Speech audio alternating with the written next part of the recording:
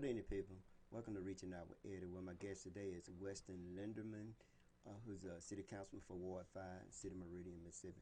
Good evening, Weston. How are you doing today? Hey, I'm doing good. Thanks for having me. Oh, man, I'm glad to see you here. The people are glad to see you, too. When you talk to them, look at them, let them Oh, see okay. Yeah, yeah. It's good to be here. Tell us a little bit about yourself, what made you run for political office, how long you been in office, and if you have any future aspirations, let us know Yeah. what they are. It's kind of a weird story. I definitely got my start because I didn't have anything else going on, actually. I was a college student. I took time off to work on presidential campaigns back in 2016. That didn't work out the way I had thought it would. So then I was back home, had missed the deadlines to get back in for the next semester, the spring semester, and there was an upcoming municipal election. And I thought, I could probably pull this off. So I put my name on the ballot in early January, campaigned for 5 or 6 hard, long months, and was fortunate enough to be given the opportunity. So I gotta ask. You said 16, so I guess you was with the Clinton campaign. That's right. Hmm. Democrat, Yes, lifelong. always been. Yeah. As long as I've known better. Yeah. Um, could you tell us about some of the things that's been going on in the city of Meridian Mm. since you've been, I guess, councilman? Yeah, there was definitely a learning curve at first. I didn't know, really what I was getting myself into. But as time went on, I started to see some of the things that we were dealing with weren't exactly on the up and up. I felt like, we could do better in a lot of different ways. And so, starting in about early 2018, I started to kind of speak up and raise some questions when things didn't seem right. The first thing was the sale of the old police station. I could tell that there were other people at the time who were interested in buying that building who had been shut out completely from the process. And so, kind of thinking, uh, we should do things open and transparent. And there was so much pushback from the administration over that. It seemed like a no-brainer to me that we should do things in an open and transparent way. I guess that was a little naive, but ultimately I thought, if they're willing to be this deceptive over something like the sale of an old rundown building, what else are they hiding things about? And from there, my conversations and meetings with city employees, former and current employees, my conversations with investigators took off, and I've just been digging deeper ever since. Could you tell us about the sale of the old police station? Who was going to buy it? How much was they going to sell it for? And how did that end? Right. So, if I'm not mistaken, it was about $45,000. That was the average of two appraisals. That's the way they were trying to sell it. There's two ways you can sell a municipal building. One way is to do it that way, just you have one buyer and they get the average of two appraisals, and then that's how much they sell the building for. The other way is to actually bid it out, and that's when you have multiple people interested. You go through the bid process. So in this case, they tried to pretend that there weren't multiple people interested, despite documentation that proved that these people had reached out multiple times and had just been ignored by the mayor's office. So that's really the two ways to sell the building. The 3 Foot Brewing Company, I believe, through another company, we're going to purchase the old police station and develop it into a brewery and restaurants and things like that. But ultimately there was a lawsuit because we didn't go through the proper process, and that got delayed for several months, ended up falling through completely, and now we just had conversations today about possibly selling it at the next council meeting, November 5th. And I don't know what the price will be. It should be, I would think, around the same $45,000 figure, but I haven't seen that in writing yet. Okay. Then you said other things. What are Mhm. some other things that's been going on with the city of Meridian since you've Yeah. been there? Yeah, around the same time, early last year, there were issues with landscaping downtown primarily. We had the big opening of the Max that was about to happen, and Folks, you know the we Dice had Man a, is on it. Oh, excuse me, yeah, okay. Councilman. Look like we had a phone call. Oh, okay. We have a phone call. Caller, could you hang up the phone and call back? Call back? Yeah, tell them call back. Call Okay, right yeah. back. We gonna answer that call next time. And also, you can send your comments. I'm looking at your comments, so I'm able to read your comments and answer your question. Or either if you have a question for Mr. Linderman here, you can ask him, and I'll be able to ask that question. So you can like us on YouTube, subscribe, And the number to call in is 601-627-5318. Again, could you? Yeah, so around the same time, there were, all this work going on downtown, and I had people contact me and sort of, and I could see for myself that it just didn't seem right. You've got the CAO weeks before the Max is about to open up. This is the grand opening, and he's out there with a shovel doing landscaping. Now, that's not really I guess we got a caller coming in. should we take the call? I believe we should. They seem pretty persistent, so. Let's see. Caller, you on the air? Yeah, this is Mo Funk. I was trying to see if Diet could get Mr. Lindermann to get him move into the mic some, either turn the mic up so I can barely hear you. Uh-oh. All right. Okay, well, thank you for calling in, and keep, what, all right, thank you. All right. All right. Hopefully that's better. I don't know. It's coming through kind of staticky on my end here. And you don't look like you got a voice like, I'm kind of mad at these two. Dice Man, speak to the people. What's up, everybody? You see how they voice sound? Now, why they voice sound like that and mine don't? Mine should sound like that. They both have, but I guess a deep baritone bass voice. And you're the host here. Yeah. How about that? That's all right. That's good. You have a very good voice, just like Dice Man. Luck of the draw, really. Yeah. Okay, continue. And sorry about the interruption. Yeah, no, that's no problem. So yeah, I'm looking out weeks before the Max opens up, and I see the CAO out there shoveling Call a name. mulch, and Mr. McAllister. Okay. Yeah. And so I'm thinking, this can't be within the job description of the CAO. Surely we have employees who are responsible for this type of work. And sure enough, we had an arborist, a licensed arborist, on the payroll. And so I questioned this at a council meeting. I didn't call the employee's name because I feared they might get in some sort of trouble. And sure enough, the administration acted like they didn't know what I was talking about. What landscape architect, what arborist on payroll? And then a few weeks later, they reversed course entirely. And all of a sudden, they knew exactly who I was talking about, but they pretended like the mayor's assistant at the time was this licensed arborist. And he even presented a fraudulent license at the council meeting. So I checked with the horticulture, whatever the State Department's called, that gives the licensing, and they didn't have his name on the registry. So I called this out. A week later, this employee resigns because he's just presented a fraudulent license at a council meeting. And it's just one more of those things early on that led me to believe, if they're going to lie about shoveling mulch downtown, how deep does it get, really? And so... and that's a question I want to ask. How deep does it get? Yeah, and I think we're getting there. And we'll probably know more, in the next year, I would hope, with these investigations that have been going on. And such as? So the very first one that I'm aware of since I've been on the council is the investigation into Parks and Rec. That whole department has had issues. I guess it depends on who you ask is who gets the blame, but it's pretty clear to me from talking to employees, the former department head, Kelvin Magruder, and seeing with my own eyes the way that the rental facilities have been handled. That's like Frank Cochran Center, Union Station, things like that. It's some shady stuff that was going on. I can't prove that it still is today, but... Okay, we're going to take this call. Caller, you on the World Wide Web.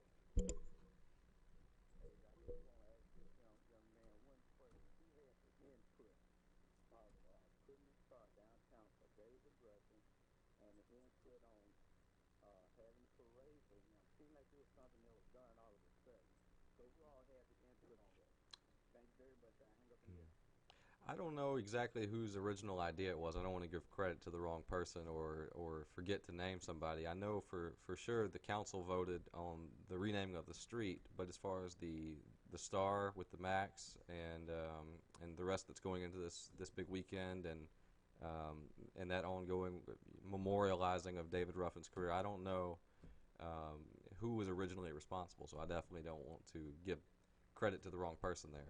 I think what the caller wants to know, how long has this been talked about? Is this something that was done sudden? No, I kind of got the impression similarly that it was just suddenly presented, and here we are. We're doing this now. So, caller, we can take credit for that because we talked about it on this show. How did you got, I think, Charlie Pride, but you got David Ruffin that's from here, And so all of a sudden now it's saying, so you can thank reaching out with Eddie for that, because we were responsible for that, because we talked about it. And then a week later, all of a sudden they talking about doing all these things. So again, and that's good. And I appreciate you being here today and appreciate your Yep. job. I got to ask you about active investigation with Right. the city of Meridian. You talked about Parks and Rec. Is that a lawsuit that's current pending in reference to that? Well, I know that the former department head there did turn around and sue the mayor's office because he felt like he was being fired for being a whistleblower. Because just weeks leading up to his termination, he had tried to go to the Equal Employment Opportunity Officer and talk about how there were issues with employees' timesheets. And who is the EEOC officer with the city of Meridian? That would be Stacy Thompson. Stacey Thompson. Yeah, and the complaint I think was regarding. Oh, I'm sorry, I've got this mixed up a little bit. He went to the mayor's office about the Equal Employment Opportunity Officer and a couple of other employees who he believed were cheating time, and they referred him to the EEO officer, even though the complaint was about her, if I remember correctly on that. And that was kind of what originated his suspension, he thought. So that's what his lawsuit's about. Now, the mayor's office says that that his suspension was because he was under an active investigation by the state auditor's office.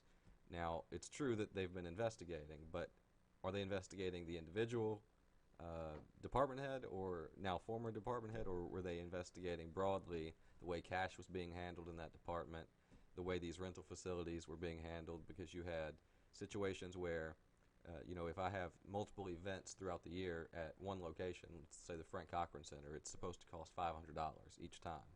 But on paper, they were only paying like $150, $200, whatever, each time, while other people would have to pay the full price.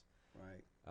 Now, the assumption on my part, and I think what the investigators were looking into, is are there kickbacks going on? Do you have a situation where they're being told by the employee who's managing the facility, you can just pay the city $150, you pay me $100, you still saved, you got the facility at half price.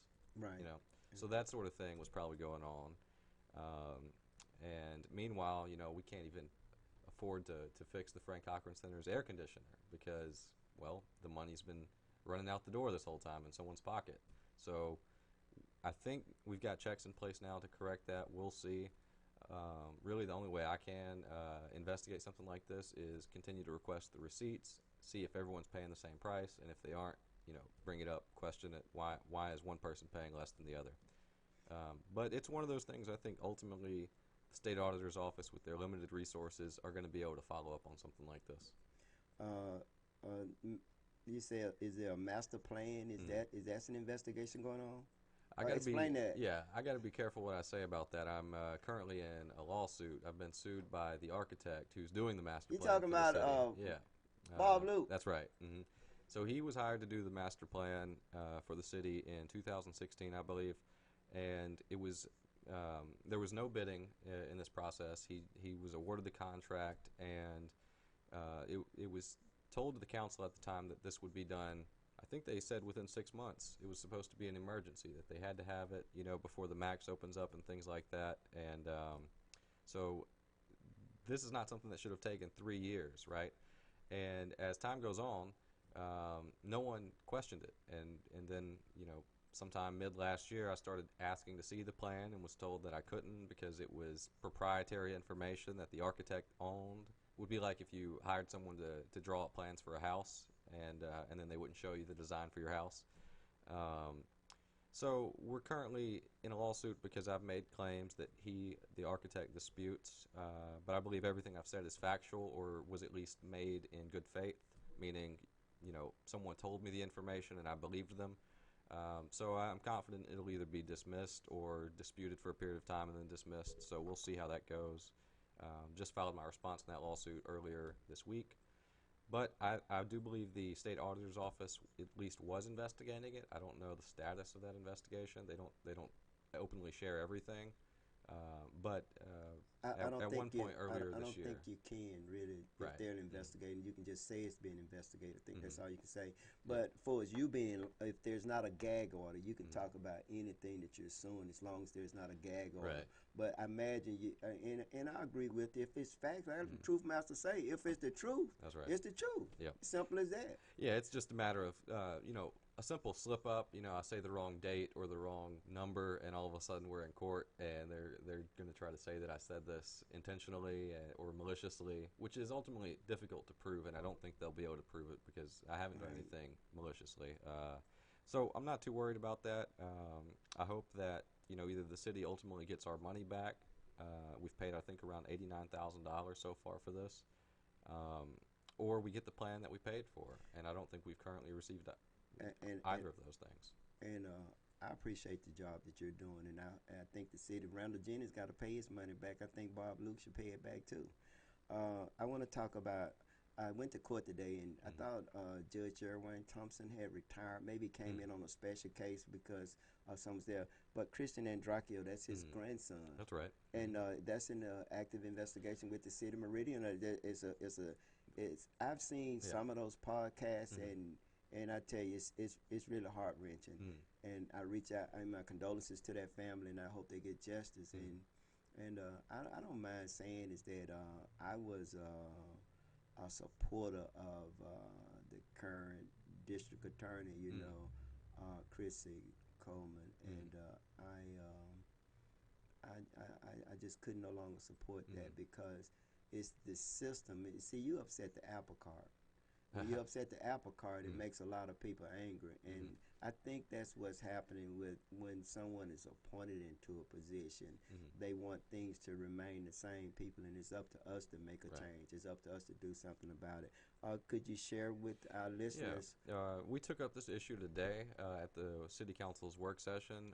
We're trying to ask the Justice Department to come in here and investigate the way that case was handled. Was any federal laws violated in the handling of that case? Most recently, we have reason to believe that city employees, or a city employee in particular, released the autopsy photos. That would be the CAO. Allegedly has done that, and that's Richard McAllister. yes, and I think that's from what I've been told, that's a federal crime. Yeah. So if the Department of Justice will come in here, take a look at the way our police department's been operating, the way this case in particular was handled, it may not get to the bottom of that case and lead to indictments. That's probably going to be something that the DA's got to do ultimately. It's been a big part of Michael Grace's campaign for district attorney. Obviously, that's not the only thing he's talked about, but it's a big one. Right. And it really makes me wonder if this is a case that has gone, completely screwed up from the beginning. The chief of police has said as much, said that it was totally botched investigation from the start.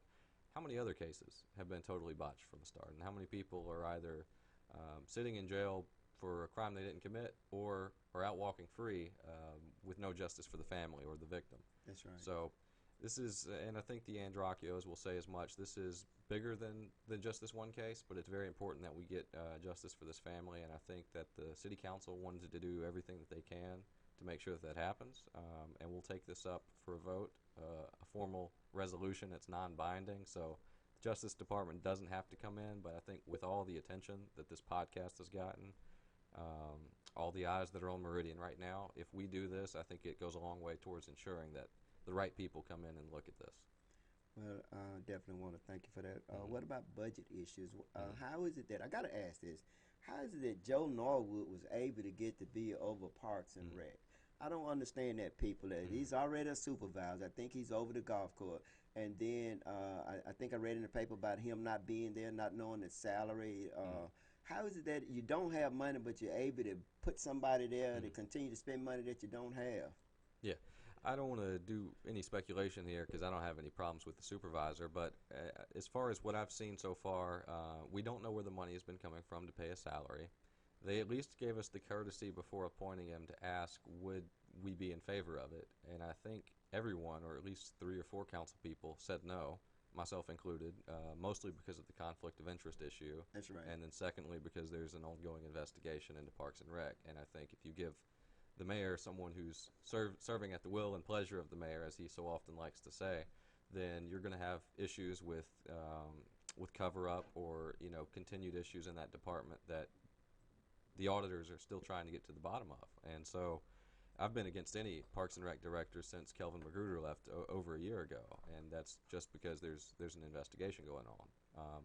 Now, we haven't seen him at council meetings up until recently. He was there this morning. Councilman Houston called this out at the last council meeting we had, and I guess that resulted in him being there today. But yeah, it's kind of a mystery where his paycheck's coming from, because we pulled the funding for that position in the last year's budget, and I think we did in this year's budget too. So I want to ask you this: how was Meridian? What was Meridian red, black? What when you became city? Just what was the financial position of the city? the financial position of the city when you became council person? What was it then, and what is it now? When I first got on the council, within 6 months, we had sort of an emergency discussion at a work session about how allegedly the CFO at the time, Chief Financial Officer David Whitaker, who's no longer with the city, it was alleged that he inflated our revenues by about $2 million. And that's where you hear people talk about, what about the missing $2 million? Well, it's not like there was cash in a pot somewhere and someone took it.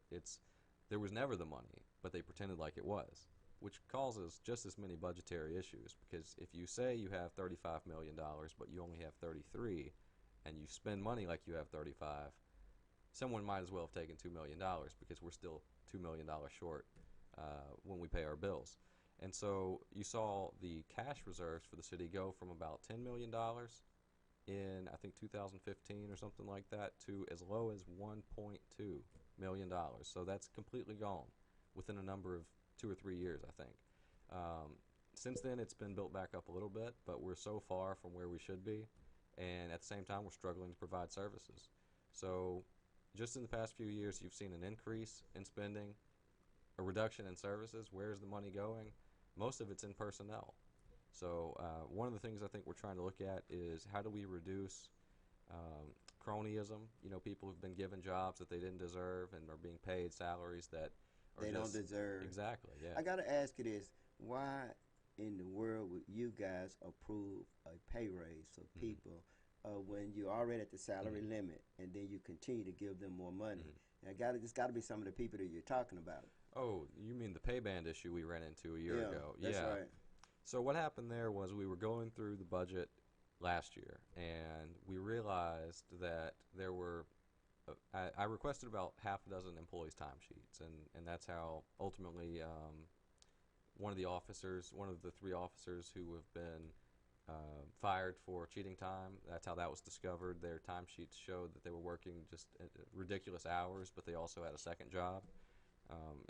How do you work 23 hours a day, 7 days a week? It's just not possible. That's right. And within that conversation, it was discovered that there were these pay bands that I didn't even know existed. It was something that a council in the 1990s had instituted. So it was like an old thing that just was there all these years and didn't get talked about, at least not while I was around. And through learning about the pay bands, I realized that some of these employees were getting paid more than the maximum, just out of the 6 that I had asked for. And so if that's the case, how many other employees, that was the question at the time, were outside of their pay bands? And so the mayor's office comes clean, and it turns out there's, I think it was around 78 or something like that, employees who were getting paid more money than what they legally should have been.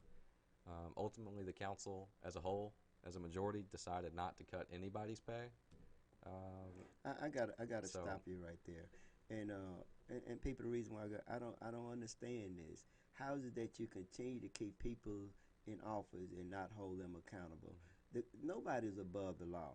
Donald Trump is finding that out. Either he's above the law, and that would say that the Constitution and the laws that we have institution is a farce. And it's the same with the city of Meridian. If we're going to allow for this administration to continue to cheat us or enrich themselves off a taxpayer dollar, we got to send them. This is democracy means temporary job. We need a change, and we really do need a change, because it's destroying the city. The city is declining. There's no growth and development with this administration. I don't give a damn about a first black mayor. His ass should have went to jail a long time ago. Maybe I've been told, I ain't gonna tell you who told me, but I was told that they don't want him to go to jail because they don't want to go down in history as putting the first black mayor in the city of Meridian in jail. I say to hell with that. Put his ass in jail if he's doing something wrong. I've been to jail before. I did something wrong. Mama couldn't help me. I'm sorry about that. Continue on. Well, I think we have to keep in mind with all these investigations that the state auditor's office probably has about 14 or 15 investigators that have to cover 82 counties. And so, as many problems as Meridian has, it could be, this time next year before we hear anything about even an investigation that started last year. It just may take them 2.5 years to get to the bottom of it. And then they still have to present the case to the district attorney.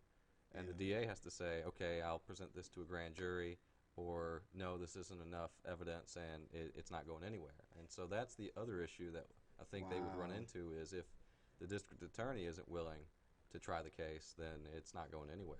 And that's why we need to change. We got to stop playing games with people. And I don't know who this current administration, if I'm not mistaken, this current administration is supporting. Is it Cassie Coleman? I'm not sure that they're all openly supporting. I know at least I think Richie is. I think he is from what I've heard. Yeah. From what I heard, and you can see where it's going. You can see where it's going because ultimately it would be up to her to determine whether or not this goes before the grand jury or not. Right, absolutely. So whatever the state auditor or FBI, whoever's investigating, whatever information they've compiled in their investigation, it's only as good as whoever's going to prosecute. Well, if the FBI do it, it's not on the state level, it's on the federal level. Right, that's right. It's good. Okay, I have another question. What about your future political plans? Well, I don't know exactly as far as like political office. We'll have to wait and see. Probably in the next year, make a decision because we are getting close to 2021, and I've talked about this before. I've got a different idea about what I want to do every other week. It seems like so. It just depends on what day you catch me, and so really I can't honestly say one way or the other. Am I going to run for the next highest office, being the mayor's office? Am I going to run for city council, or do I think that? Well, it look like we're going to have us like an old-fashioned jamboree because he's running, Chuck running, I'm running. I think Lolo's running. I don't know. I just said her name like that. Hey, everybody. But anyway, I think it'd be quite, what her name, Houston. Could be. I don't know. I don't think know. The councilwoman Houston is running. So, and that's good. I want anybody want to run for any office. I want you to have the opportunity. I think you should run because people get excited.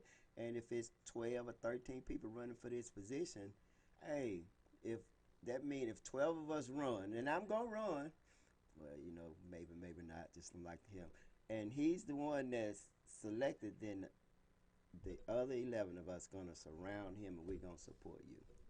Yeah, and that's what we needed. This election here, we need to do a blue wave. We need to get everybody in. We need to support those people. Don't fall for any of the tricks or anything like that. Right. So what are your plans moving forward with the EPA? I guess that's the consent decree, water meter upgrades, paving, jobs, Before we get into that, I did want to say one other thing about the next election, though. It's possible we could change our form of government. That's something that I hope people talk about more. I don't know if we'll go through with it, but the process for that is to collect a bunch of signatures. I think it's a percentage of the total amount of voters, and then that gets it on the ballot within 90 days.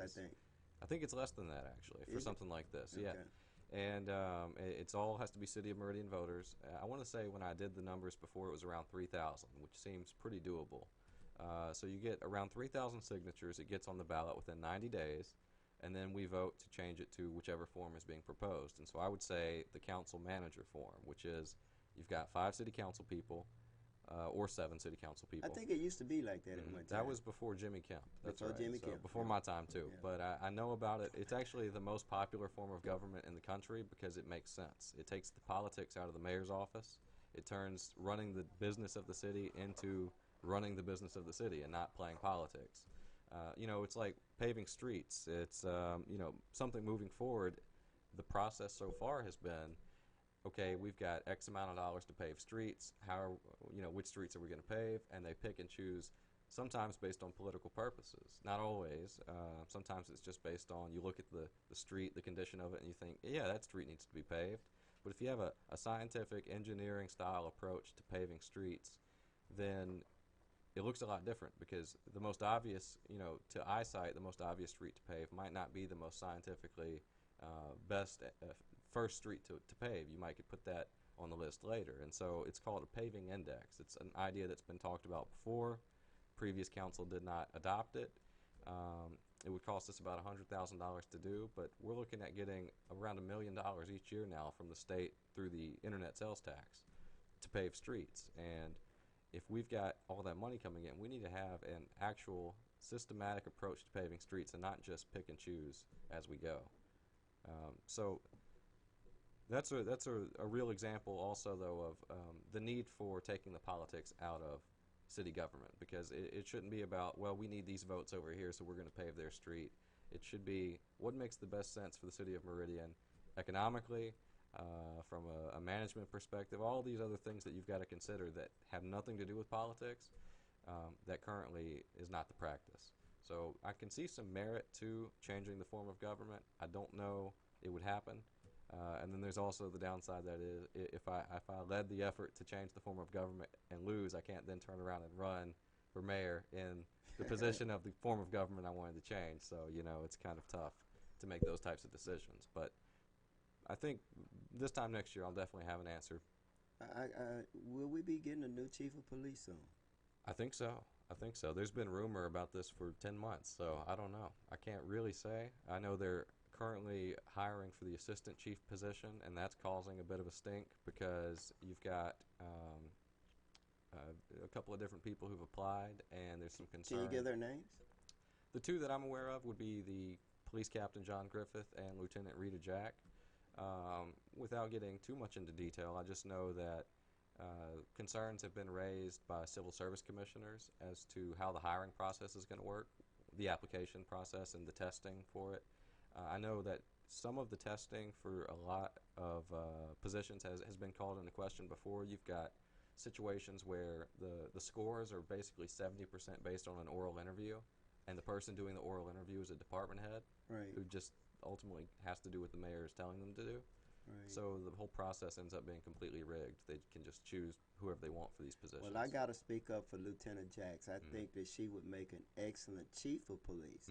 Not just assistant, but I think she'd do an excellent at that job. And the reason why I say that, because she's from here. She done been down in the dirt, and she just, she's knowledgeable. She's professional. She's very good. And I think that in order for this city to grow, I think we need to put people like that in position. Someone that has the intelligence, the capability, and qualified, highly qualified. I think she's highly qualified. It's hard to believe she wouldn't do a good job. Yeah. It definitely is. So I think we're not taking anything away from the other candidate here for assistant chief, but I think she would do a great job. True politician. You can see he might beat me at run as mayor, because I ain't going to say nothing about the other person. I want Lieutenant Jacks to have the job. And you're right, though. They both probably, he's not quite as qualified as she is. The only qualification that he would have more than her, in my opinion, would be the fact that maybe he's a captain, and that's political, and the other thing that he's a male. The thing, a white male at that. Well, that makes a real difference when you're talking about chief of police in a city with our demographics. You don't go out and hire someone for a job like that doesn't look or understand the community that say that again. He said, I'm not saying it. He read my mind. Say it again. Look into the camera. Well, say it. It's just the way it is. You don't go out and hire someone for a job that doesn't look like or understand the people that they're supposed to be working for. You don't do that. So I would hope that, if the chief of police doesn't, in some ways, I would counter that and also say it's good to have a chief that isn't from Meridian at this point, because the police department has so many entrenched issues. Bite your tongue. Bite your tongue. Bite your tongue. Do you realize that everybody that's with the city of Meridian and in position of authority are not from Meridian, and look where we are? Well, I think specifically with the police department, though, I'm going to stand by that and say that police chief from outside of Meridian would be, I think, a very good thing for the police department. As opposed to Rita Jacks? Well, I'm not saying that. I'm saying just generally. Unless it's Rita Jacks. A black male from somewhere else would be okay. I don't know. We had Chief Lee. We had Chief James Lee, and that didn't work out well. Bad example. He wasn't from here. Well, it also depends on who's doing the picking, right? So, I just think that I think that Rita Jacks would still be that person. The reason why I say that, because she's gonna be fair. She's gonna be professional, and she's gonna do what needs to be done. If somebody needs to be reassigned. If someone need to be terminated, she's going to do that. If someone need additional training, she's going to do that. See, if we can get what we want at home, then it's best to do it at home. Yep. Yeah, and I think that's what is attractive to me about someone from outside of the city is they're not going to play politics, or you would hope not at least, Right. because they're not in any of the existing cliques within the police department. And from what I've gathered in talking to people, current and former, who've worked in the police department, that's a real issue. You've got just factions that have been formed. I agree, and, but I assure you that the people that you're talking to, both former and employees, haven't said anything bad about Lieutenant Jackson. Right. No, I'm definitely not saying that. Yeah. So she's for the job. Yeah. I'm gonna get him in here some kind of way. And I just can't. I just really think she should be chief of police. I'm just saying. Me being from here, me growing up here, and my family, and I'm 66 years old, so I'm gonna pull rank on you based on age. No, I just kidding. Sure. Yeah. Well, I would Yeah. support that Yeah. definitely. If she was picked, I would support that. Yeah. Yeah, 100%. I think she would do a very, very good job, and I just think so. And not only her, I think we need a female as a CL, or either just eliminate that position. Yep. Well, I think if you have a mayor in there who's going to do the job full time and treat it like a serious office and not more like a mascot type position or like a cheerleader for Meridian. Or one more thing, or just a source of income. Right. To Exactly. enrich oneself as opposed to enriching the lives of the community. Yeah. Or all of the above, right? Yeah, that's right. So if you've got someone in there who's going to do the job full time and be dedicated to it in running the city, I don't think you need a CAO. You might need more support staff, That's right. but not people who make $85,000 That's right. and basically call all the shots anyways. But that's what we currently have, it seems like. So I would think, we definitely don't need what we currently have. My son just came in. Say hey to the camera. Hey, All right. Dad, Cody here. Okay, but tell him to stay in there. Anyway, another thing I wanted to ask you about your area. I went with a complaint. One of the things that's been on my mind, and it's kind of getting off subject a little bit, but not. Again, we're talking about our community. You know about the new station. I talked to you about it. And This is I the gave you 20th Street issue. I wanted to talk to you about this again so you Yeah. could refresh my memory. I dropped the ball on that one. You dropped the ball. That's okay. You got a lot going on, and that's a small thing compared to everything else that's going on around here. Is there anything that you want to tell the people to inspire them to get them out to the vote? And we're going to go to a break. Okay, yeah. I mean, I think, November 5th is the election. It's so important, not just the DA's race, but you've got races from governor on down on this one. And to sit at home and not take advantage of the opportunity to make a real lasting difference is just unfortunate. So I hope people understand that and get out and vote, because that's the biggest detriment a lot of times to getting good Democrats elected is good Democrats stay home. Right. Well, I want to thank you for coming by, and I really appreciate you. And could you give us people the way they could contact you if they have a question for you? Sure, yeah, I'm pretty easy to get in touch with, although sometimes overwhelmed. If I don't call you back immediately, it's going to be hopefully within a week, I would think. But you can call me at 601-692-5396. You could find me at City Hall first Tuesday of the month at 9 a.m. is our council meetings, and then the third Tuesday of the month at 5 p.m. I'm on Facebook pretty frequently, so you can contact me that way. And that's about it. Those are the best ways to get in touch with me. Any issue you have, if you want to just talk about the issues that the city's facing and that sort of thing, I'm pretty open about it. I gotta say one thing that one of the things that kind of concern me is that you have a 3-minute discussion where people can talk and they can vent, but however they can't act. It used to be at one time you could get on the agenda and not just vent, and if you got on the agenda, then the council would have to address those issues. Yeah. And why won't you guys go back to that? I don't care to talk if I can't make a difference. If I can't ask you to do something or point out a problem in the city, and you can't, you just gonna listen at me. Yeah. Maybe if I'm lucky, you might pick it up. But I think that's something that needs to be changed. There's got to be a better way to do this. I understand on the one hand the reason why the current rules, the 3 minutes and all that stuff was created. It's because you had people who were showing up for attention every 2 weeks, and they were just talking about mostly nonsense, and so the previous council decided, well, we've got to at least restrict them. You can't tell people you can't speak here unless they've given you a good enough reason, right? But restricting it to 3 minutes might be a bit much. That's it's hard to say. It's hard to say. That's okay. That's not my gripe. That's not my gripe. Shut them up if they talking too much. Yeah. My gripe is that if I come before the city council or the supervisors I should be able to get on the agenda, and any issue that I have, you guys should look at it and get Right. back with me with a solution to the problem. That's something that needs to be done with the city council and the city of Meridian, in my opinion. Yeah, there's a better way for sure. I mean, there's been some cities have adopted online programs where you submit your issue, on like an internet forum type thing. Some cities have adopted apps where it's just on your phone. You drop like a pin on the location of the issue, and you submit basically a work order request that way.